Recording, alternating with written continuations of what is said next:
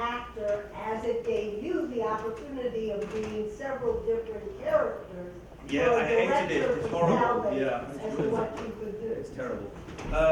It is a great piece, and I think that a number of one of the problems that auditioners, actors have, is they take this piece and they try to read it from beginning to end without using different characters. So, and you can do that because what you're doing as the piece is written, you're actually writing what they said. So why shouldn't you say it? Do you know what I mean? Yeah. But I just felt it gives more colour to it with different people in it. And I hope I hope you heard different characters.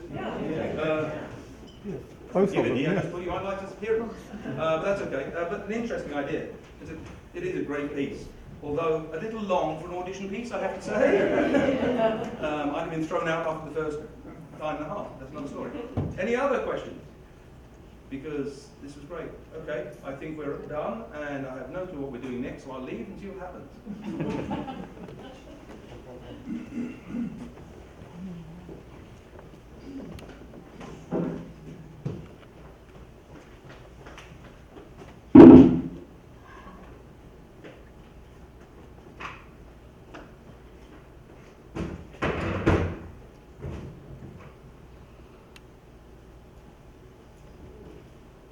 Check through the crates, Tim said, crushing his cigarette out in the ashtray.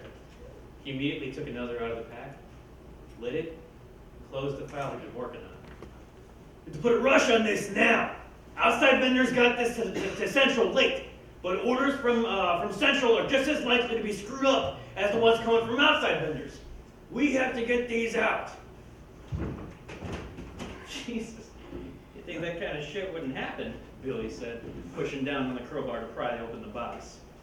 Billy pried the top of the box crate open and slid it off.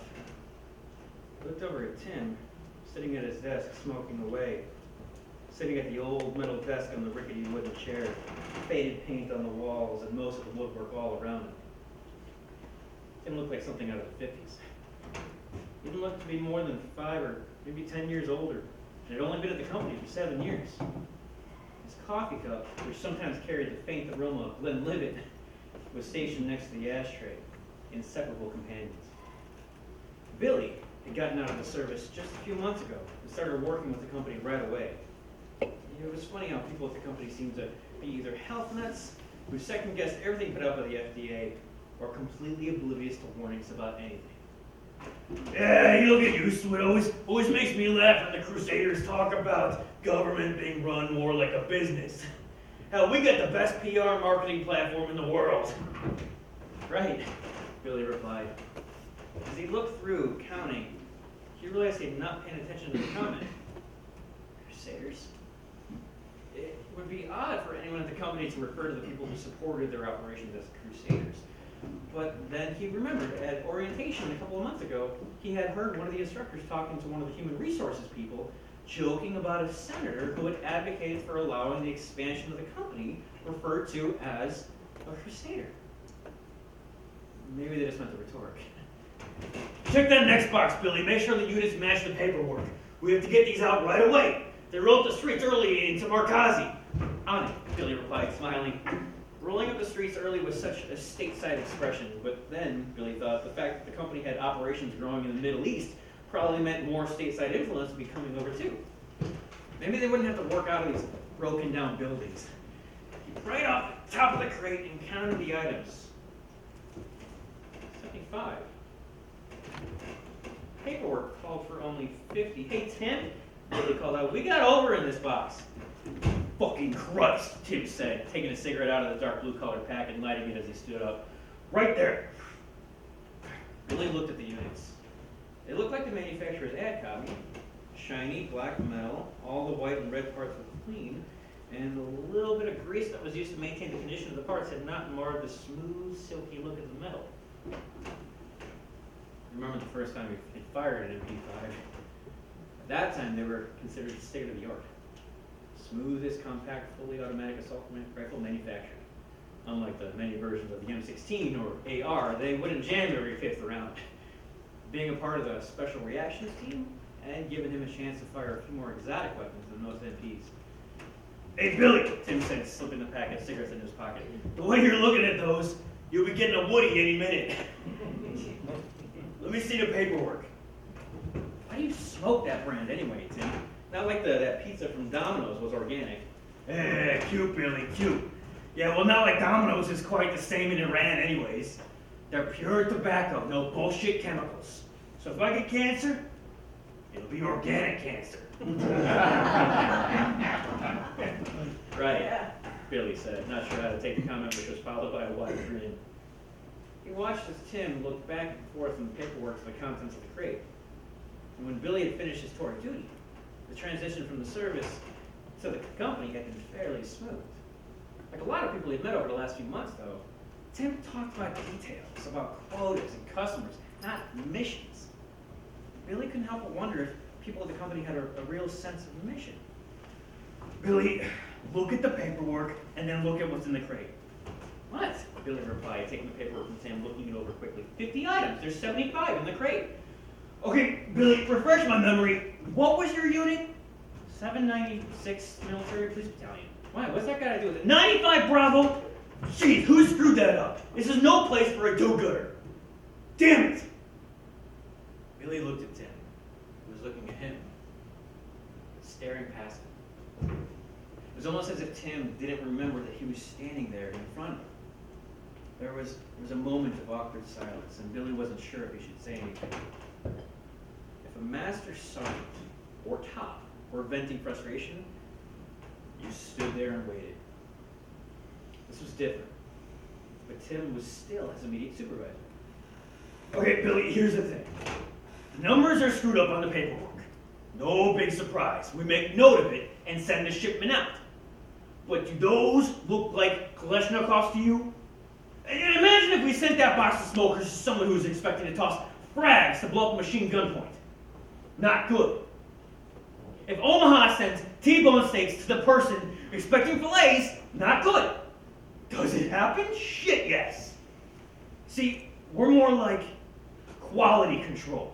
We make sure each operation has the right merchandise for their location. Different locations, different considerations for the locals. Basic business practices. But, yeah, Billy stammered, not really sure who would make decisions to take one over the other. They're not even close to comparable. No, but you don't send top-line merchandise to Walmart stores. Kalashnikovs go to insurgents, not freedom fighters. You have to pay attention to detail, Billy. Now close it up and find the box with the Kalashnikovs. We're to get those out with the smokers in about 10 minutes. We stay on top because we get people what they need. They'll be ready, Billy replied, watching as Tim walked back to his desk. Working for the company was a lot different than he had imagined. But he was glad to be working for Tim. He put things simply and directly, and explained them in a way that didn't produce more questions than it answered.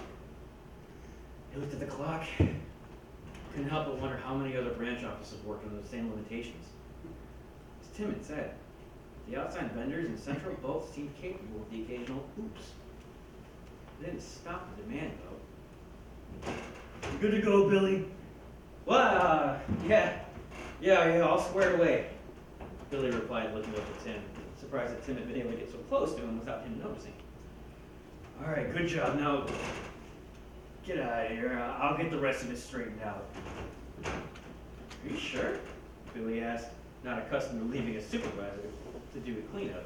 No, yeah, definitely true. Just go get some dinner, maybe have a little fun. Hey, stay away from that Blackwater Bistro, though. It has a nasty reputation. Yeah, roger that, boss. Billy replied, starting to salute and stopping. He'd been saluted for 6 years and only a civilian employee for 3 months. Tim had already turned away from him and was walking toward the other boxes that needed to be straightened out and put together for shipment. A moment of tension had passed, and Billy thought it really was more like working at the warehouse before he entered the service than it was like the time he had been on active duty. A little odd. Good. As he shut the door on the way out, Billy wondered if Tim had been serious about possible stateside locations having openings. He took a last look at Tim and at his desk, started walking down the busy, dusty road.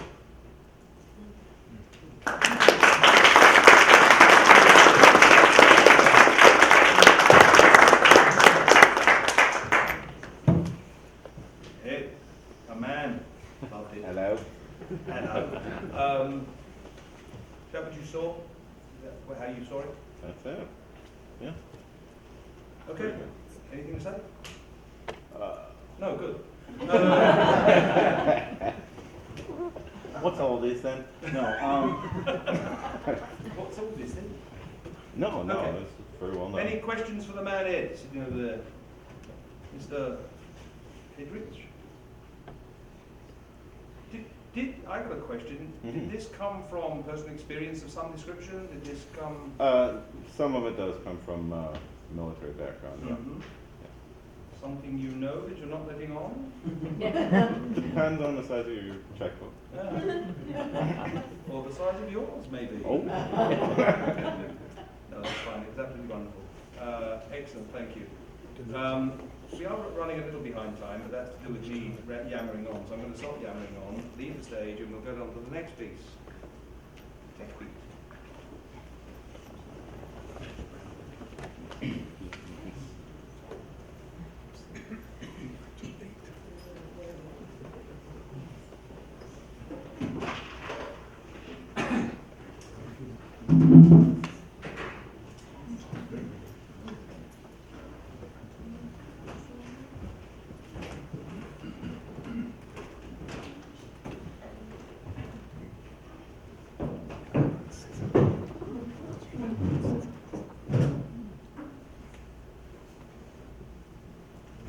Text me, Skype me, tweet me, friend me. Help me feel like I belong.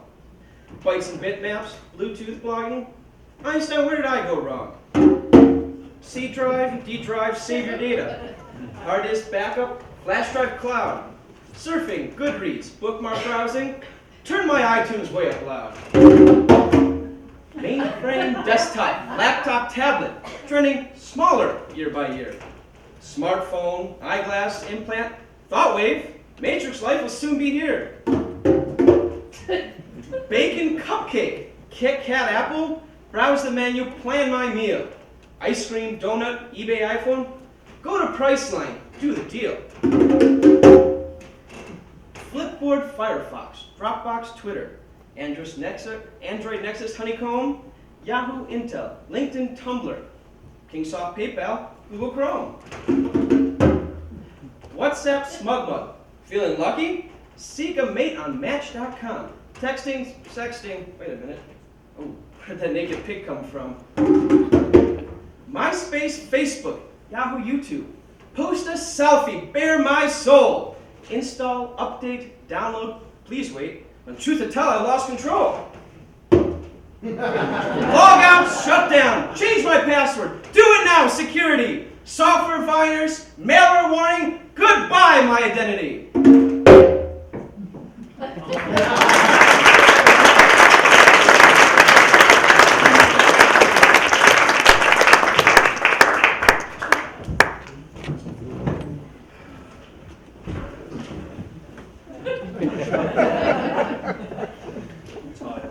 I've got it here. I can't remember. Whose was it? Put your hand up. Oh, for God's sake. Right, hello. Yes. Did you have fun? That was very good, yeah. Yeah. Did you Yeah, have the fun? drums were great addition, yeah. Yeah. Oh no, it's terrible. No.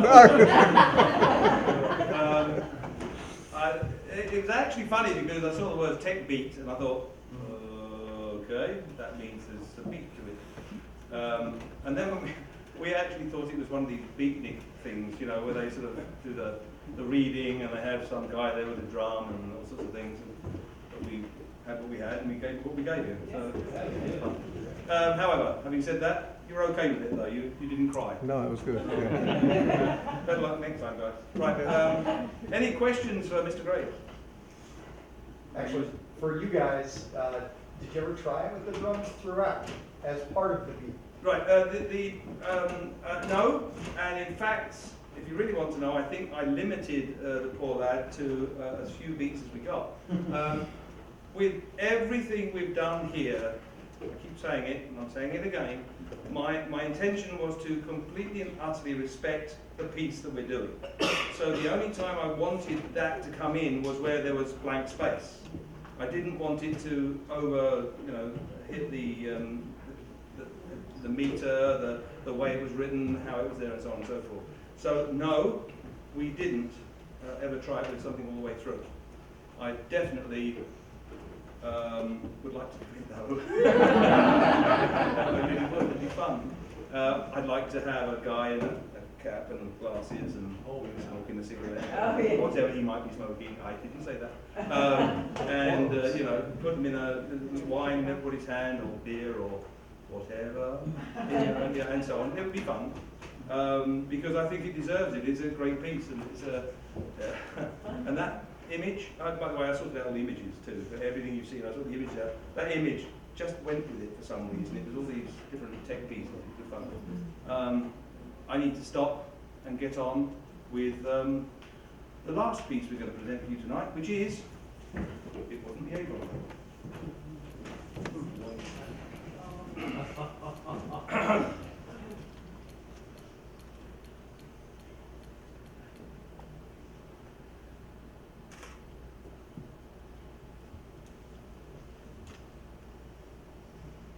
Go back to the beginning, Randy. The light from the studio shone through the windows of the control booth and onto the four musicians gathered at the control booth. So how was that one? Dave asked. He folded his arms and looked at Jimmy. Jimmy leaned over his guitar, flipped off the tape. The guitar's solo's lame. I actually thought it was quite adequate, said Rob. Lame. Dave slipped off his stool and stood. How about the organ solo instead? No, man, it's got to be right. It's got to be guitar. Just feel it that way. Rest, it's coming up. So's my security check, said Arnie as he tapped the drumstick on the console before moving to the door. Hey, it's my tune, you know. The four band members had been working in a small recording studio most of the day, a studio that Jimmy shared with his partner, Benny, trying to create a suitable arrangement for one of Jimmy's rock songs that maybe had a chance of getting some airplay. If it came together, Benny could quickly cut a master and have records pressed at the plant next door. It wasn't coming together enough to satisfy Jimmy. He restarted the tape, fiddled with the controls on the board, leaned back on his stool, and began plucking his guitar. The other three wandered back into the studio to their instruments. Dave to the Hammond, Rob to his bass, and Arnie to his drums, and waited for a signal from the booth that Jimmy was ready to give it another shot. The front door chime sounded. Jimmy casually reached over to the side of the control panel and buzzed the person in, and went back to his plucking.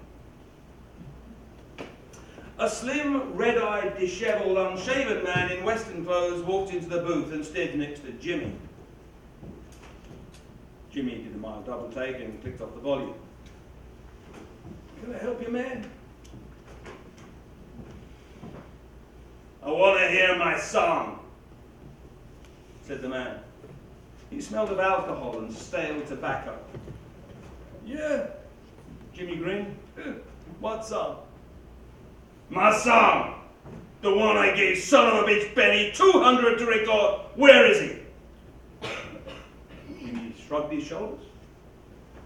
The man took a step closer and leaned into Jimmy. I said, where is he?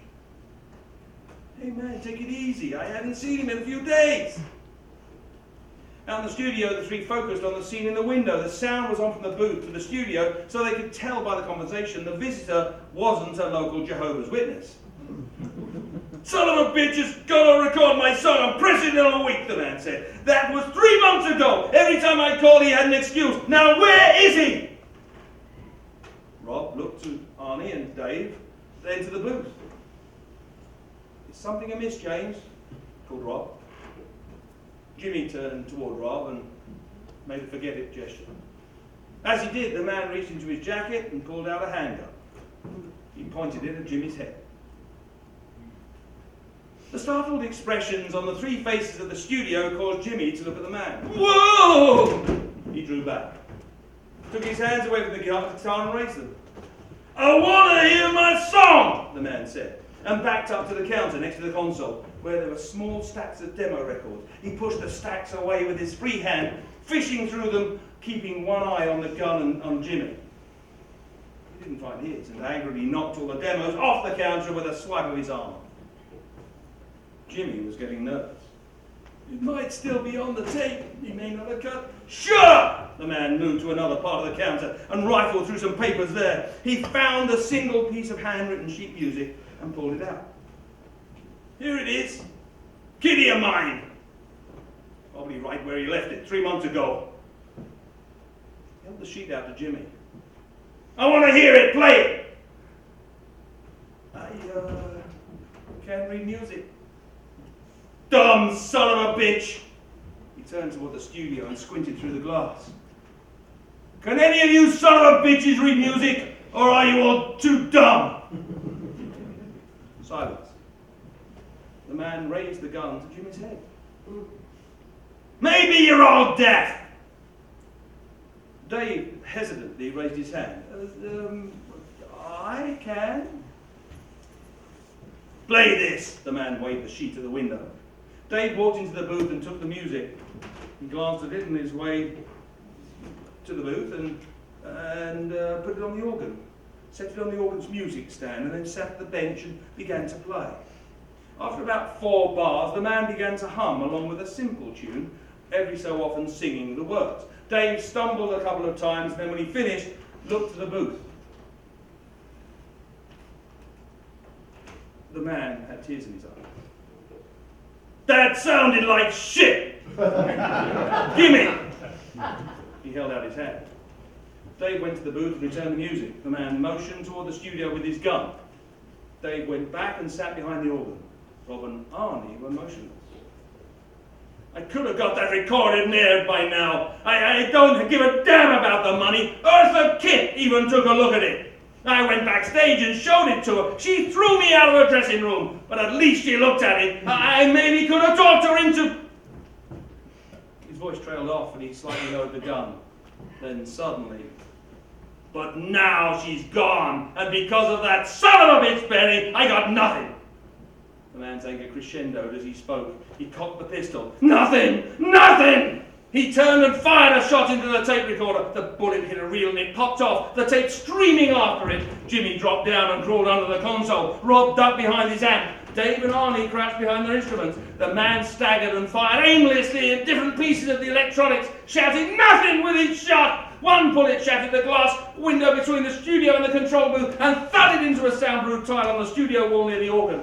Dave scrunched himself further underneath, grabbed a leg of the bench and dragged it over him. The empty gun clicked a few more times and it was over. The man started to lightly sob. Head down, he shuffled slowly out of the studio with the gun dangling from his hand. The front door closed and clicked behind him. Dave, Rob and Arnie cautiously stood. Jimmy crawled out from his hiding place and surveyed the damage. He grimaced. I don't need this now, he said and rubbed his forehead. Oh, James, called Rob. Far be it from me to be presumptuous, but did you ever think about possibly determining what type of maniac is outside before you buzz open the goddamn door?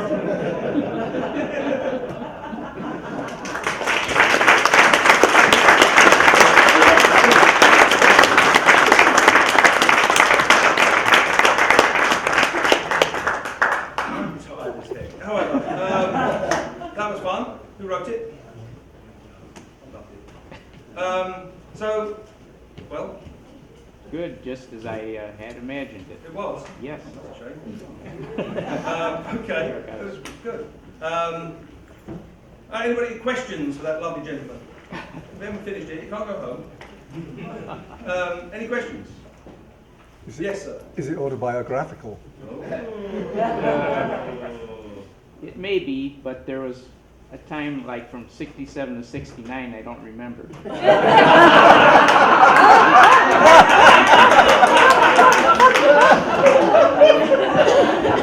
What do you mean? I have no clue what you're talking about personally. But that's okay, very good. Yes, well, okay. Are we done? Everybody done? You had enough? Want to go home? Okay. Can I introduce my players, please?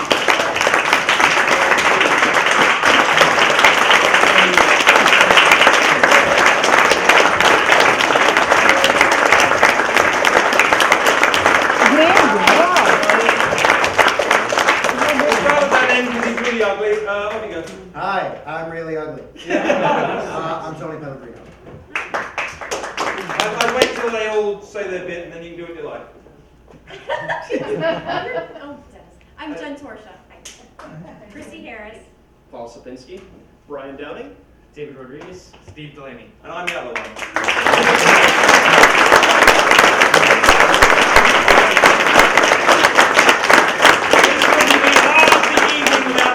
Could the authors come down here, please? I'd love to see you down here. Careful how you step. Please take pride of place in front of all these reprobates. Yeah. Be careful where you're going. Right. Be careful.